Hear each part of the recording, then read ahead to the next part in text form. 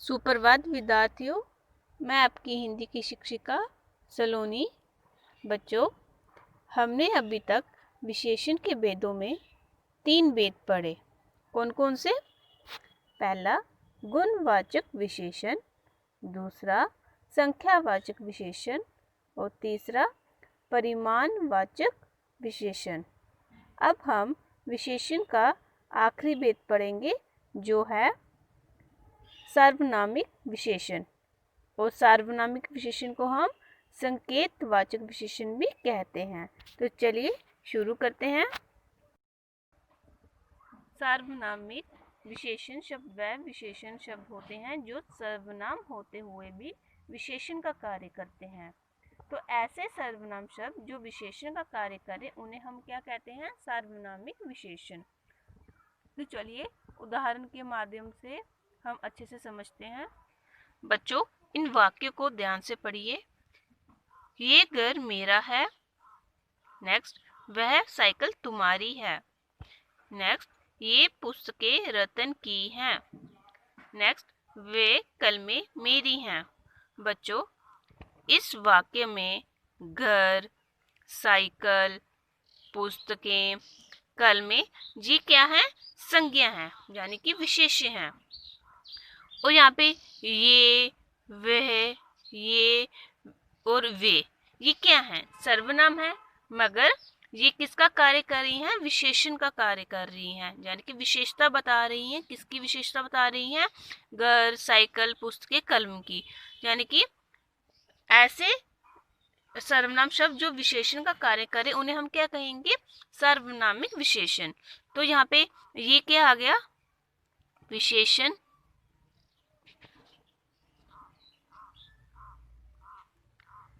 सर्वनाम होते हुए भी किसका कार्य कर रहे हैं? विशेषण का। तो ये कौन सा आ जाएगा? सार्वनामिक। यानी कि ये हो गया सार्वनामिक विशेषण। वैसे ही वे भी हमारा क्या आ जाएगा? सार्वनामिक विशेषण।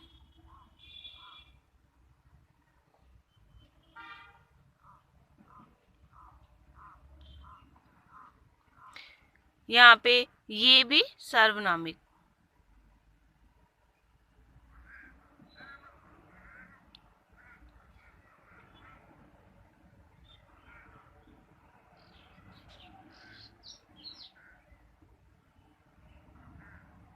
और यहाँ पे वे कल में, यहाँ पे वे क्या आ जाएगा हमारा?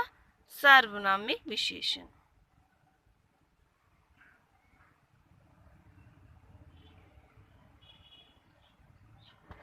अगर बच्चों देखो, यहाँ पे अगर ऐसा ये वाक्य दिया होता, ये मेरा घर है। अब इस वाक्य में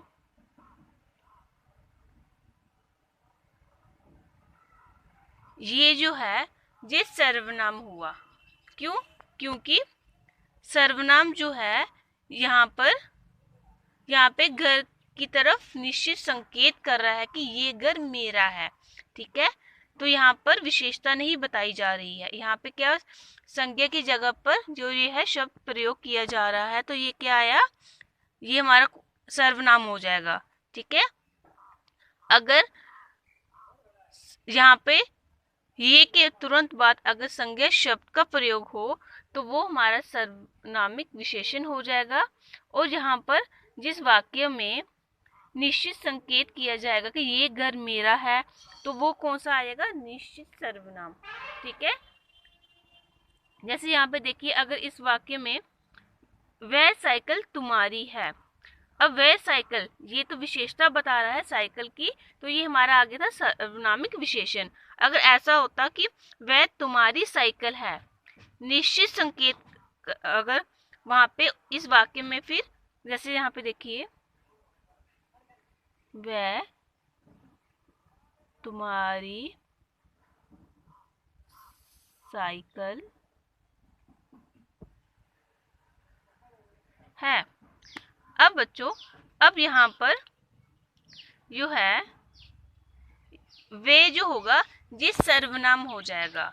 ठीक है, यहाँ पे निश्चित संकेत किया जा रहा है कि वे तुम्हारी साइकिल है। तो यहाँ पर जो ये वाक्य कौन सा हो जाएगा, निश्चित सर्वनाम, ठीक है, निश्चितवाचक सर्वनाम। इसके बाद जैसे यहाँ पे ये पुस्तकें रत्न की है, अब ये के तुरंत बाद यहाँ पर क्या आया, संज्ञा शब्द आया, तो ये क्या आ जाएगा, सर्वनामिक विशेषण। अगर ऐसा हम अगर लिखते ये मेरी पुस्तकें हैं, तो वो क्या आ जाता है, सर्वनाम, ठीक है।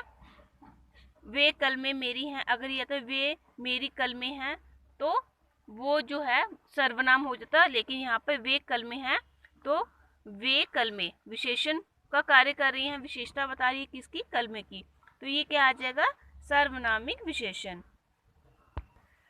तो सार्वनामिक विशेषण को हम संकेतवाचक विशेषण भी कहते हैं। इसकी परिभाषा क्या हुई, जो शब्द सर्वनाम होते हुए भी किसी संज्ञा के पहले आकर उसकी विशेषता को प्रकट करे, उन्हें सार्वनामिक विशेषण कहते हैं। यानी कि जो सर्वनाम शब्द होते हुए भी संज्ञा से पहले आकर उसकी विशेषता को प्रकट करते हैं, उन्हें हम क्या कहते हैं, सार्वनामिक या संकेतवाचक विशेषण। जैसे यहाँ पे देखिए, ये तोता बोलता है, अब ये तोता, ठीक है, ये के तुरंत बाद संज्ञा आया, तो ये कौन सा आ गया, सार्वनामिक विशेषण।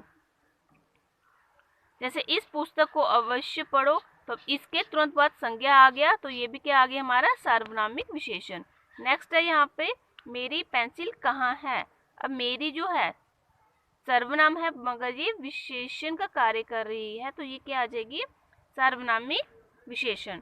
तो बच्चों, आपने आज जो है विशेषण का चौथा जो भेद है, सार्वनामिक विशेषण, उसको पढ़ा। धन्यवाद विद्यार्थियों।